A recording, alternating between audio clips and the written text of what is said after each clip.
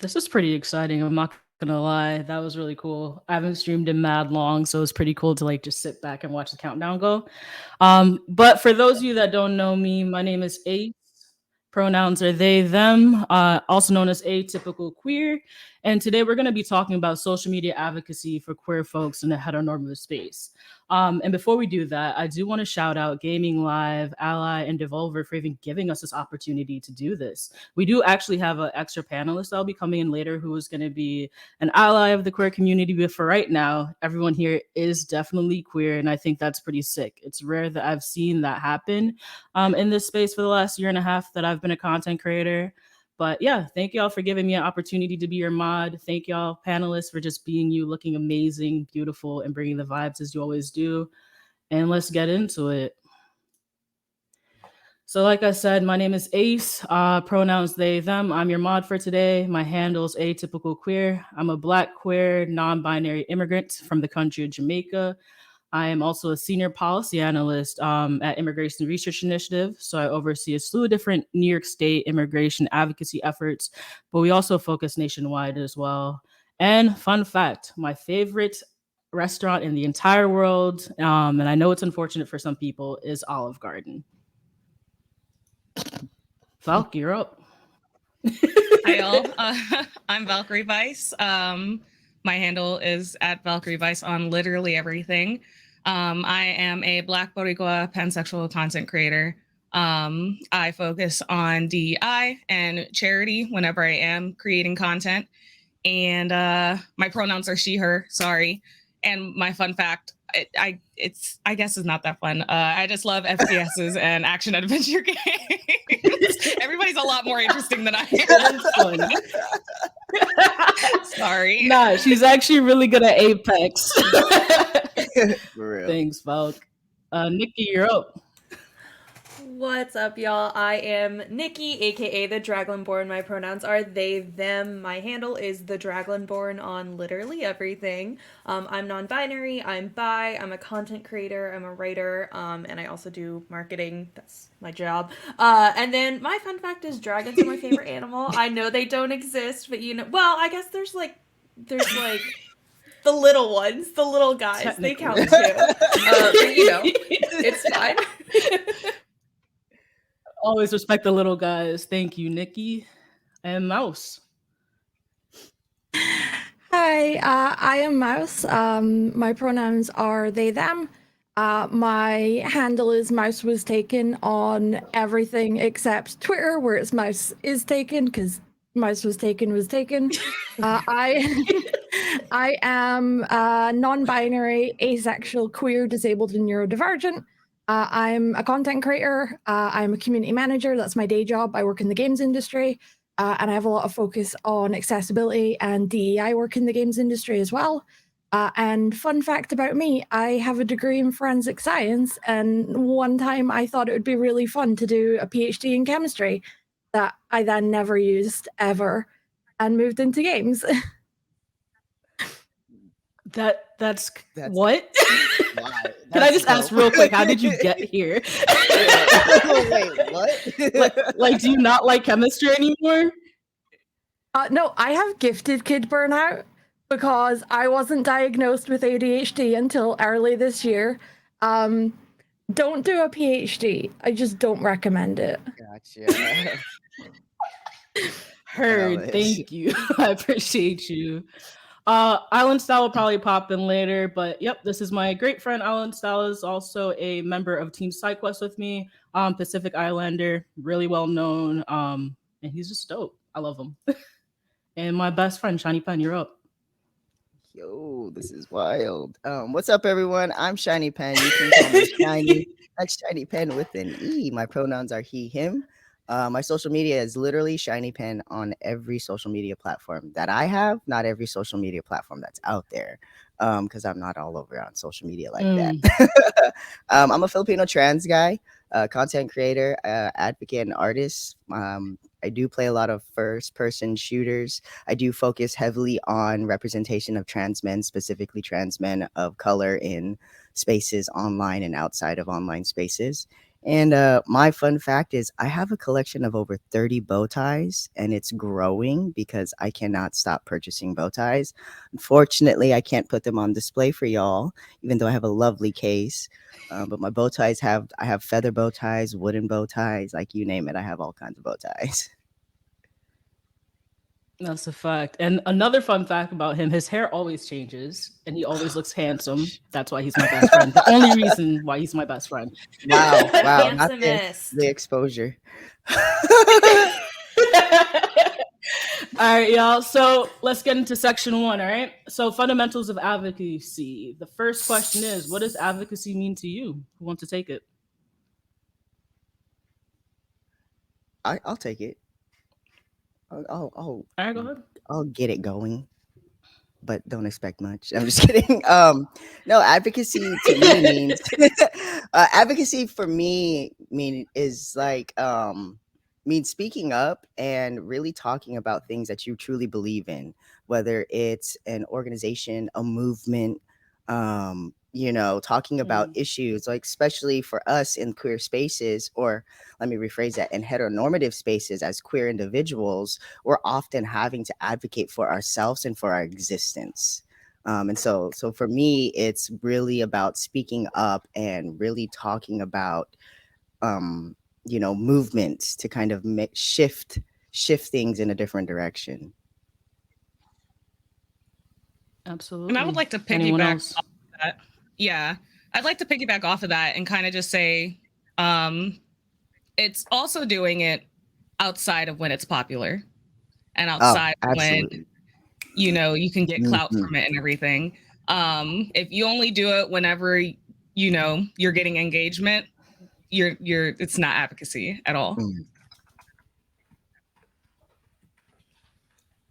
I like that because that's known as engagement farming, right? Like there are a ton of people that we see that only say certain things or trigger words when it's trending, right? Because they want people to follow them and things like that. So I appreciate you bringing that up.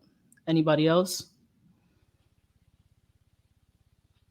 I think a big part of it as well is like not just advocating for yourself, but advocating for everyone else around you, especially in situations where it may not be safe for them to advocate for themselves. Right.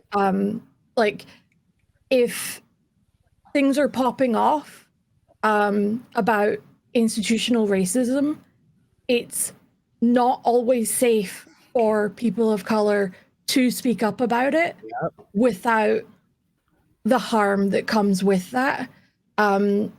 Even just looking at trans Twitter in recent weeks. And it's advocating for other members of your community that have additional needs that you need to help them with, especially. Absolutely. Yeah. Nikki, do you have anything to add?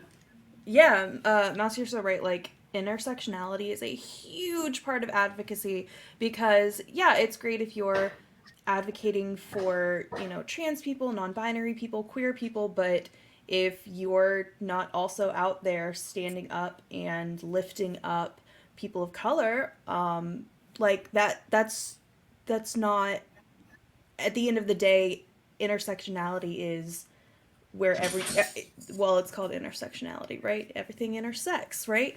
So if you're only advocating for one thing and not other things that are completely affected in the same way, what are you even doing? Right. That part. I think it's important because we see a lot of people that, how do I say this? Well, there's a lot of infighting in our community because of that, right? A lot of people aren't standing up in support of others. We saw that, for example, with the trans tag and the black tag and the fights that the arguments that happened last year because of that infighting. So let's get into question 2, right? We're talking about a heteronormative space. Let's be honest here, like heteronormative, right? So is all advocacy political? Because we hear this all the time. Everything that we say is political. Your existence is political. I don't want to comment on that. I don't want to have that conversation in my stream because some people are going to feel divided. How do y'all feel about that? Is all advocacy political? I would say it's not political, but it's politicized by others that are Oh, not part very of well the said. community. Very well said. Oh my gosh. Go Yes. off. You're so right. You're so right. I like that response. It's politicized. Can you like unpack that a little bit for me? So we hear all the time with, especially around the conversations around stream rules that have no politics in them, and how that then prevents marginalized folk from feeling safe in those spaces because we're not talking about politics. We're just existing and talking about our identities, but our identities are consistently used as a political tool. Right. And As it's a political either, state. sorry, go ahead, Shiny. No, go ahead. I was just agreeing with you. Then it's either used as a political tool where certain parties are putting our rights into their manifestos to gain political support from us, or certain parties are trying to take our rights away to gain political support from people that don't want us to exist. Right. Wow. I had to grab my notebook because I need to write that down. But anybody else? No, that was like so very well said, like because it's so true. I mean, you literally laid it out so obviously. And I think a lot of the times too, that some people have a muddy definition of political, right? I think they have like, I don't want to say they have a misunderstanding. I think that people are led to believe anything with advocacy or anything that involves something other than the heteronormative is political. And so that's why, sometimes I think some people might, say they don't want to talk politics. Like when I say I don't want to talk politics, I mean I don't want to talk about governors and presidents and things like that. Like that, I'm not into that. But if you want to talk about, queer advocacy and things, like yeah, I'm down to talk about that. But to somebody that might mean political. And a lot of that I think also is like based on what Mouse was saying, which was so accurate.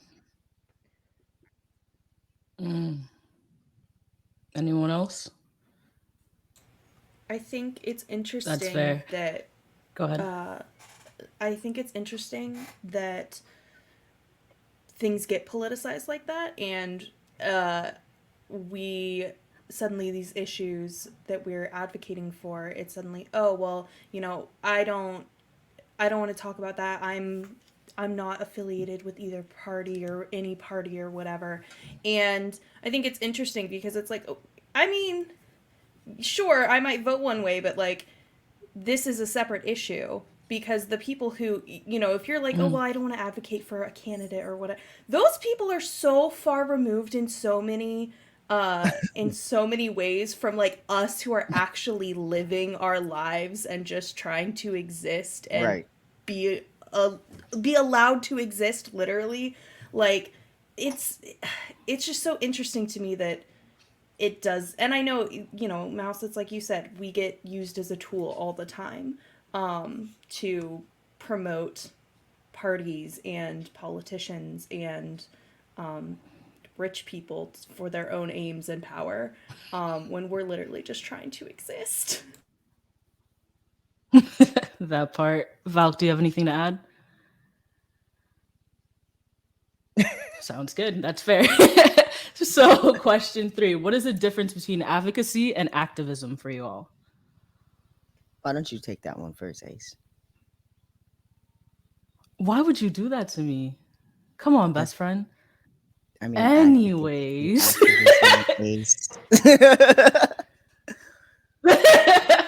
Now, for me, activism is actively going outside, doing community organizing. It is talking about things on social media. It is continuously trying to get your point across. I don't want to say in a safe, healthy manner because sometimes you can't do that given the political climate. Whereas advocacy is just speaking about an issue one time. I think for me, advocacy is one time and activism is continuous. Does anyone agree or disagree with that? I kind of disagree with that. because I do believe Go that ahead. advocacy can be continuous. Like, Okay. you can continuously speak about a movement, right, and talk and say things. And what you're saying about activism, I agree. I think it's maybe not necessarily going somewhere, but it's like actively campaigning for a cause. You know what I mean? Like, very specifically, kind of like, when people have go and do like protests and stuff like that, or campaigning for certain things. I believe that's activism. But I like what you said about advocacy. I apologize if I'm still waking up, y'all. It's 9:16 in the morning for me right now, and I woke up like less than an hour ago, so I am struggling. But I think I think advocacy can be continuous. Because, like, for me, my advocacy for trans men has never stopped. Does that mean I'm like Mm, I'm out there doing, the act of activism? Not necessarily, but that doesn't mean I'm mm. stopped advocating for the trans community, for trans men of color. I think there is a subtle difference between I the agree with two. that. That's fair. I receive that. Anybody else? Um, yeah, I think I kind of agree with Shiny, although I think you make good points too, Ace. Um, I think that activism has I do think they're very intertwined and I think they overlap a lot. And I think you can definitely be both. To me, activism does have that action behind it, Hmm. whereas advocacy, I think it is you can actively advocate for something, but I kind of think it's in the words themselves. Like, you are advocating for something, you are actively doing something. So that's kind of what it is for me, which I think is kind of what Shiny said, but I agree. Valid. Anyone else? I don't want to That's fair. overstep I brought anything. it. Go ahead. Oh, Go ahead. I don't want to like overstep anything or speak, but I also get hesitant when we're saying when you're active, like it comes off as being very physical, and that can also come off as being a tad ableist as well. And you don't want to fall into that when also defining the two of them.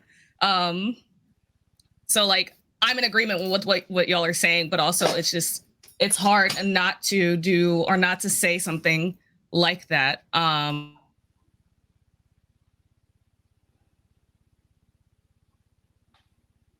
Give her like 5 seconds, y'all. Right. I'll just I, jump in for a second. yeah, I was just Go saying. ahead. I was I'm just gonna say sorry. I get what you were saying. Yeah, no, you're good. You're um, good. I lost my train of thought. So y'all go ahead. No, I think what you No, were saying I is want to agree with really you because you're just gonna drink awkwardly now. I like that. No, I just want to say I do agree with you because that's why y'all are here, right? Y'all are advocates, activists, and you're calling us out because you're right. It is ableist to say like that. You're absolutely right. Adding the physical and making it seem like to be an activist or to do activism, you have to be active. That's a fair call out, and I appreciate that. I received that. Let me change what I said now. Activism for me can be, like I said, online. It could right. be outside. It could be a slew of different things. Activism can be whatever you define it as within the limits of your being. You see what I'm saying? Like for me, I have arthritis. I have physical things that mess with me. I don't always go outside. These Right. fingers always work though. I don't got arthritis in my fingers, so I'm doing things on Twitter continuously. So I definitely agree with what you said, and I appreciate that call out because I need people to see this as well, where there are healthy ways to call out people, and come to a common consensus or come to an Right. agreement, if you will. So I appreciate that. Without taking it to the timeline and misconstruing it into something whole differently. So section two. Nah, we got section two. Social media and advocacy, which I think is going to be the crux of this conversation. So question one, how has the pandemic changed advocacy for you? Who wants to take it? I will. Yay. So for me, it has made it more accessible because I am I'm a disabled person. I have multiple chronic pain issues and everything else that's going on. And with a lot of things moving to remote, it has made it more accessible for me to attend.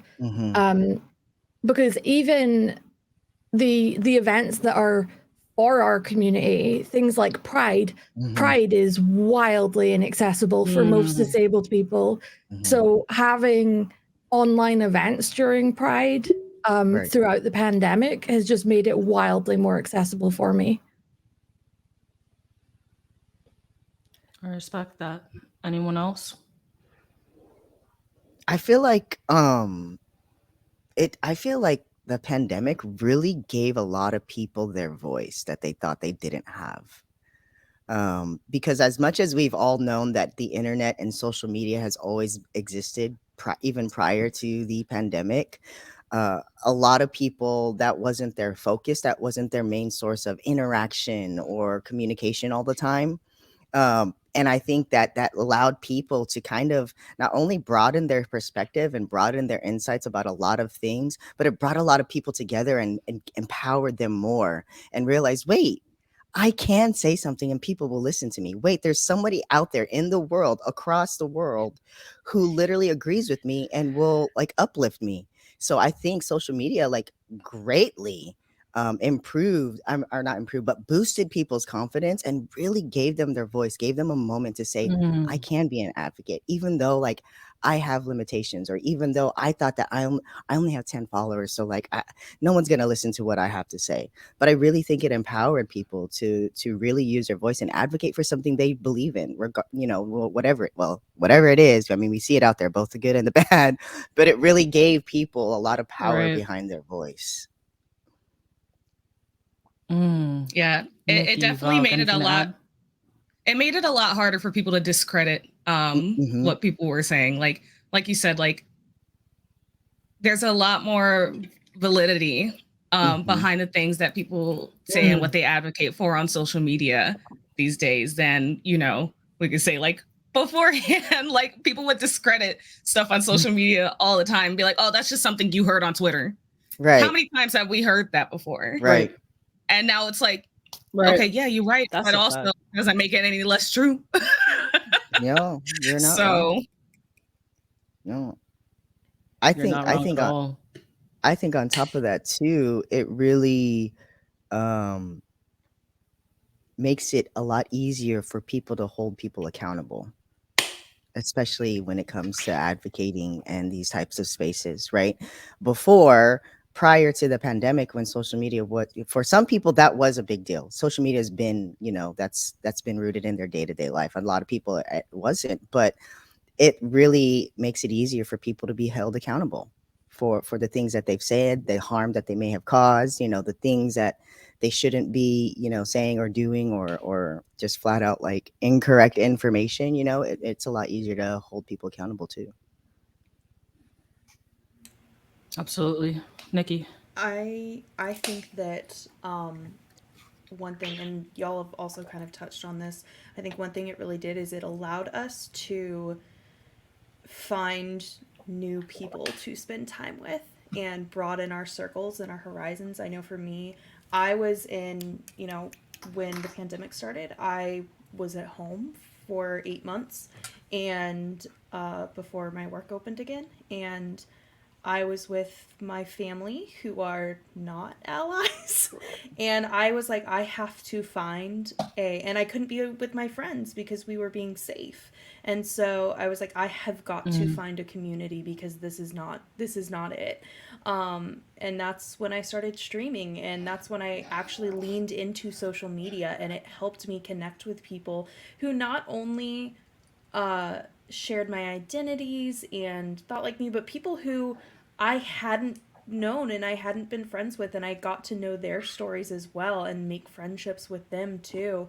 And I think that it opens up a wider pool than just your local community, which is really important, as best as you can to be involved at a local level if you can. But when you can also open yourself up to, especially because like not all of us have access or ability to travel or anything like that, and so much stuff being virtual now, like you were saying, Mouse, it's really helpful. And like I think virtual friendships are, I mean, I value them just as much as my in-person friendships, because like y'all are so important and special to me and have literally changed my life.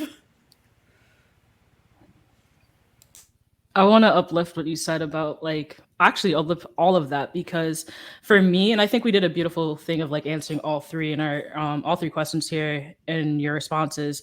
But for me, like I didn't know much about the disabled community before the pandemic. I didn't know much about the trans community before the pandemic. So I definitely think that, like you said, the pandemic has shifted my advocacy and has expanded the way that I think, and who I think on behalf of, right? Like because of the pandemic, because of Twitch, because of Twitter, I now advocate for these communities I never even knew existed. The non-binary community, I didn't know what that was, but now I'm non-binary. You know what I'm saying? So it's very cool how yes, the pandemic is tragic. However, there are things that have come out of it thus far that are positive and effective in how we move forward. So here we are at section 3, social media advocacy. Again, question 1, what role does being queer play in advocacy? Is it harder for you or is it easier for you?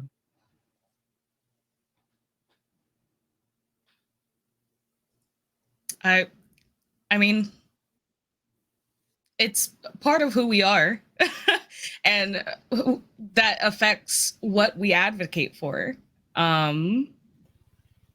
You know, and how we advocate for others, whether it be for the specific community that we're a part of or any, I guess adjacent ones. Would adjacent be the right word? Or like any other community, I think so. like, yeah, like we were saying earlier, like the intersectionality of it, like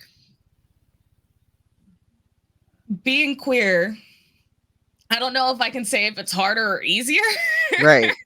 I don't know if I can honestly say if it's one or the other, but you know, being queer is going to affect how and who you advocate for, in the long run, if that makes any sense. It does. Anyone else? For me, I think being queer can really open you up to some not so great stuff, especially online. But I surely would not trade it for anything, because I think what it opens you up to even more is an incredible community. And we have our problems, but even still, like the people I know, the queer people I know, I cherish them with all my heart. And like knowing so often that I have people behind me and in front of me, like lifting me up, and everyone else, like is so important and special to me. So yes, it can be difficult facing things that we have to face, but knowing we have that community around us, for me, is, I mean, that makes it so much easier. Absolutely. Shinier mouse? Yeah, I mean, for me, it's kind of a two-edged blade, because depending on what I am advocating for depends on the kind of backlash that I'm going to get.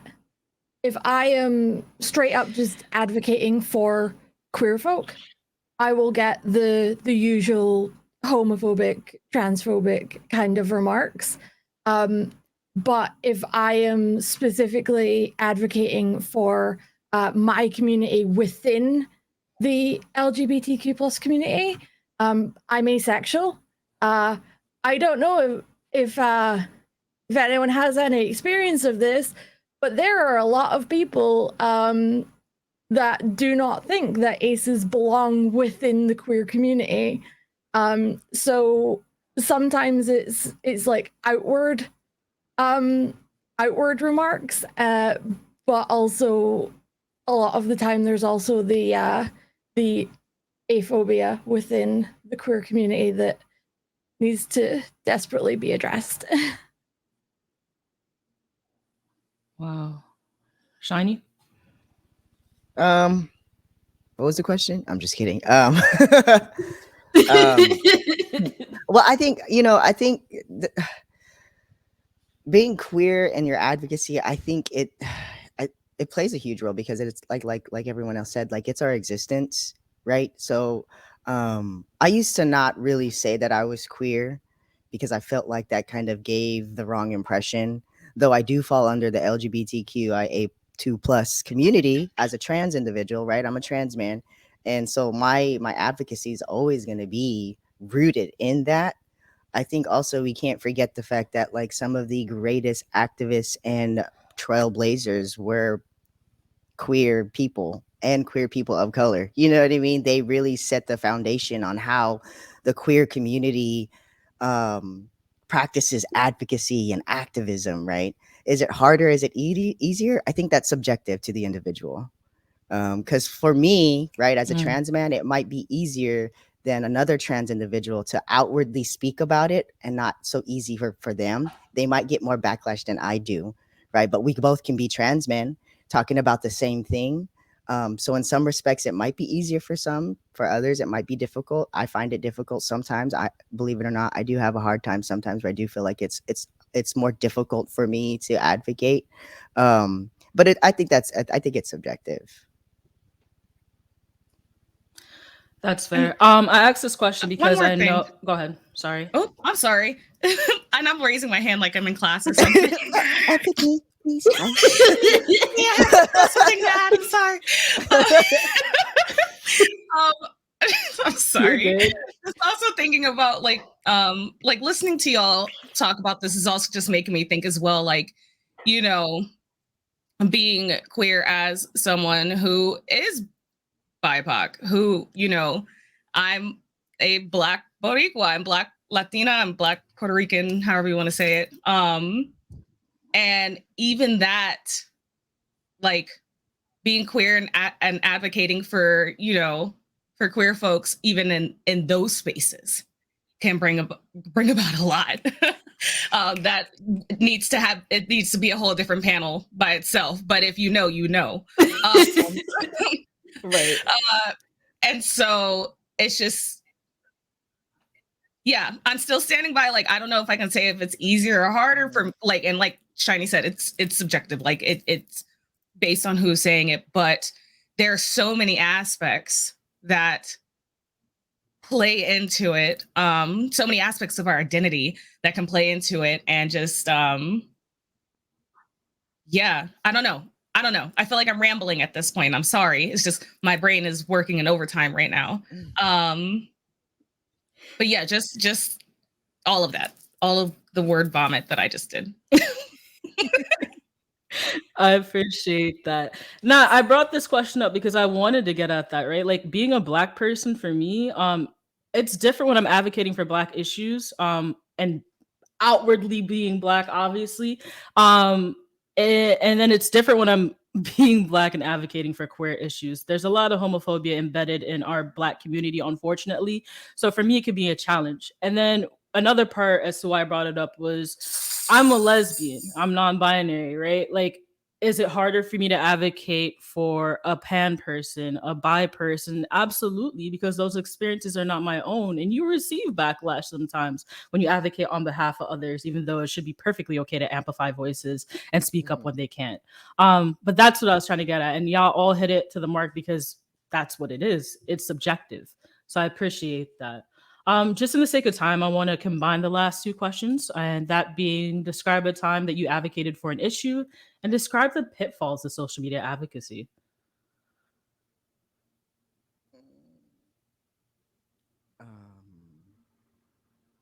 Uh, You got this, Shiny. You got this. Yeah, Go. Shiny. Okay. You got it. Go All ahead. All right. Well, Go ahead, best friend. there was one time I advocated for an issue, and a lot of those issues revolved about hate raids on Twitch, and that was probably like the boost I needed with my advocacy career and activism career. But I did um, realize the pitfalls of social media advocacy, where a lot of things can be misconstrued, and the biggest one is that everyone who has the internet can have social media and literally say anything to you, and so. Being able to advocate for these hate raids for as someone who didn't experience a hate raid on Twitch, but witnessed it, was present when it happened to a lot of my friends, I couldn't take it anymore. So protesting to have a strike or a day off Twitch was like my biggest thing. And I was like, yo, we have to do this. We have to make this happen.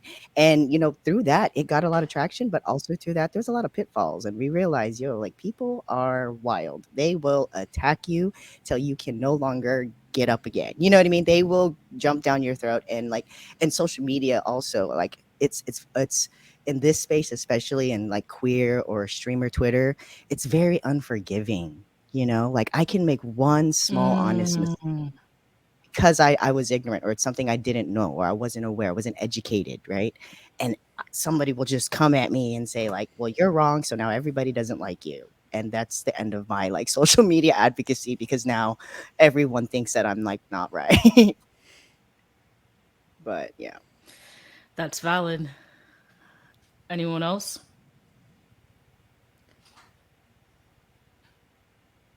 I think just like piggybacking off of what Shiny said as well, I think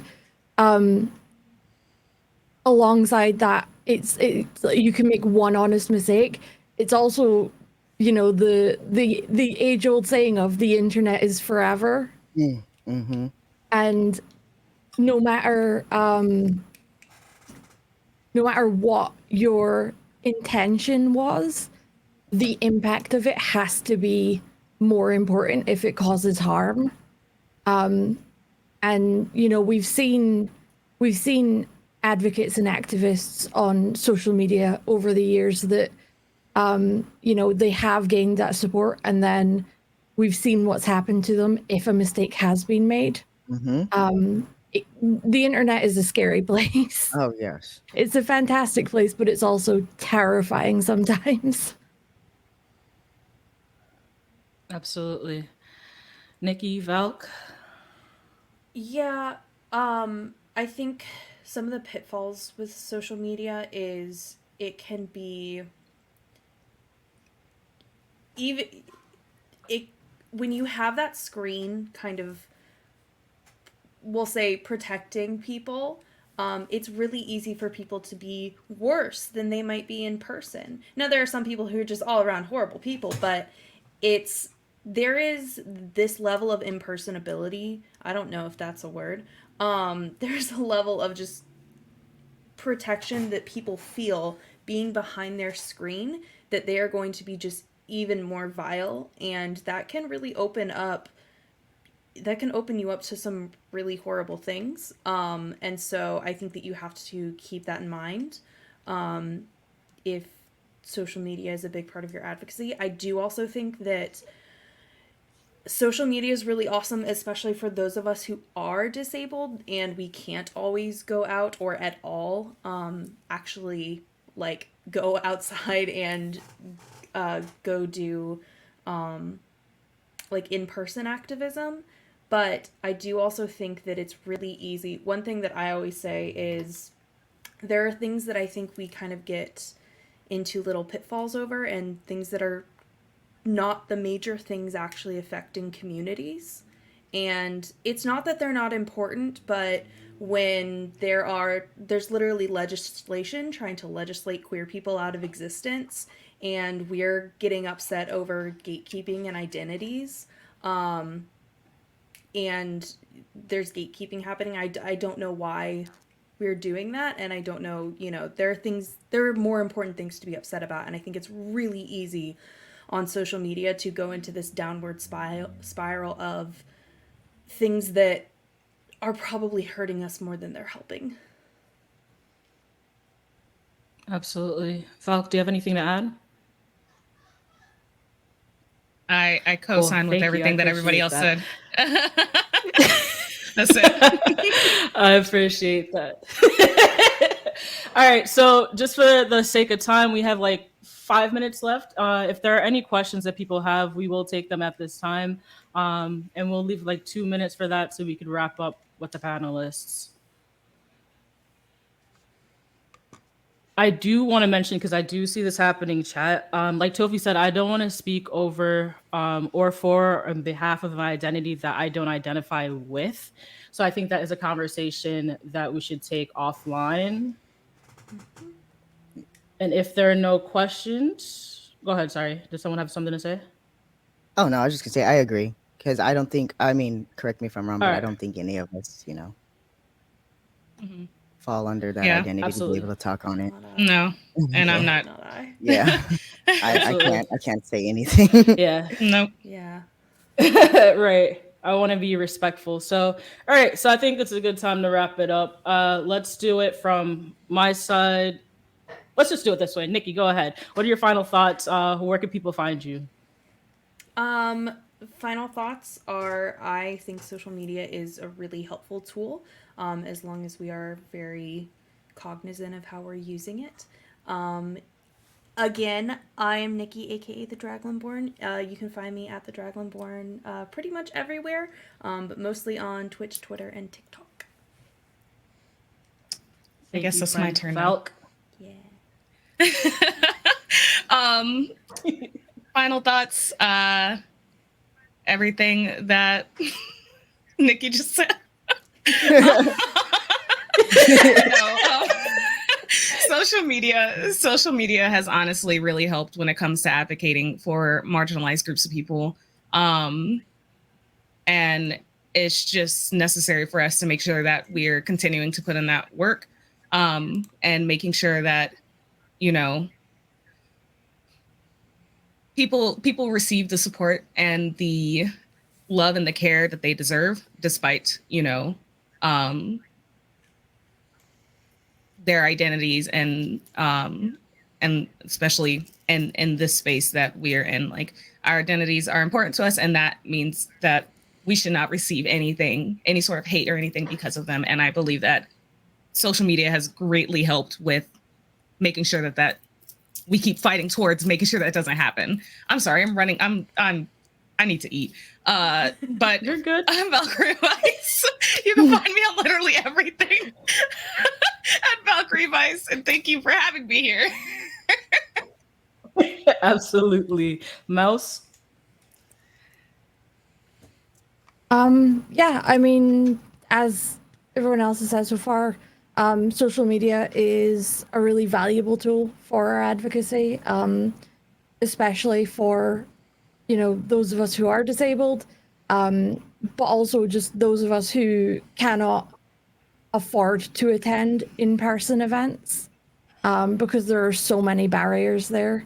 And, go out there, advocate for yourself, advocate for others. If you do not know the information of something that is being talked about, then uplift the voices of those who do and don't talk over them. You can find me pretty much everywhere as Mouse was taken, apart from Twitter, where I am Mouse is taken. Yeah. Thank you. Shiny. Okay. Final thoughts. I think everything we said is valid, and you should all listen to it and rewatch the vlog if there is one. No, kidding. Yeah, but yeah, social media, like everyone, I'm just gonna co-sign what everyone said, so we don't take up any more time here.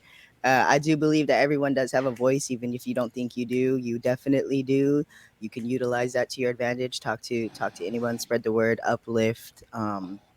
Find ways to empower the people around you and really speak about the issues you truly believe in. Again, I'm Shiny Pen. You can call me Shiny. That's Shiny with an E. I am Shiny Pen on all social media platforms. On a little break from Twitch, but you can find me on Twitter, and TikTok, Instagram, you name it. That's where you find me. Thanks for having me. Absolutely. Well, thank y'all all for being here. This has been amazing. This is the first time I've modded a panel, and I think this is really dope to share space with y'all. So thank you. I'm Ace, A_typical queer on all social medias that I'm on. And I just want to thank y'all for being here. I want to thank Gaming Magazine, Ally, Devolver Digital for sponsoring this session. This was dope. And that's it. Just thank y'all and, be love, be light. And I hope to see y'all in the Twitter streets.